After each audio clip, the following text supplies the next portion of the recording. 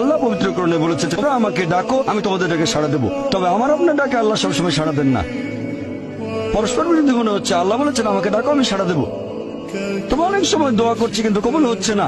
আল্লাহ পবিত্র কোরআনে বলেছেন সূরা বাকারা অধ্যায় নম্বর 2 আয়াত 216, তোমরা যা পছন্দ করো সেটা হয়তো তোমাদের জন্য ভালো না, আর যেটা পছন্দ করো না সেটা হয়তো ভালো। তোমরা এটা জানো না, তবে আল্লাহ জানেন। উদাহরণস্বরূপ ধরুন একজন তরুণ ছেলে, বয়স হয়তো 20 বছর, সে দোয়া করছে, হে আল্লাহ সুবহানাহু ওয়া তাআলা একটা BMW দিয়ে দাও। জানি না BMW নাম শুনেছেন কিনা, BMW মোটরসাইকেল। আমি চাই একটা BMW মোটরসাইকেল, খুব ভালো মোটরসাইকেল। ছেলেটা দোয়া করলো, আল্লাহ সাড়া দিলেন না। হয়তো আল্লাহ জানেন যে আল্লাহ যদি তাকে মোটরসাইকেল দিতেন, সে অ্যাক্সিডেন্ট করতো, পা ভেঙে ফ্র্যাকচার হতো, পঙ্গু হয়ে পড়ে থাকতো। তাহলে এখানে আল্লাহ সুবহানাহু ওয়া তাআলা তার ডাকে সাড়া দিয়েছেন সাড়া না দেওয়ার মাধ্যমে।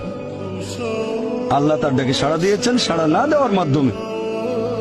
আল্লাহ তাকে মোটরসাইকেল দেননি কারণ সে ভালো বান্দা, সে খুব ভালো মানুষ, সে যা যাচ্ছে তা ভালো হবে না আমি জানি, কিন্তু সে জানে না, তাই আল্লাহ দিচ্ছেন না। এভাবে আল্লাহ সাড়া দিচ্ছেন সাড়া না দেওয়ার মাধ্যমে।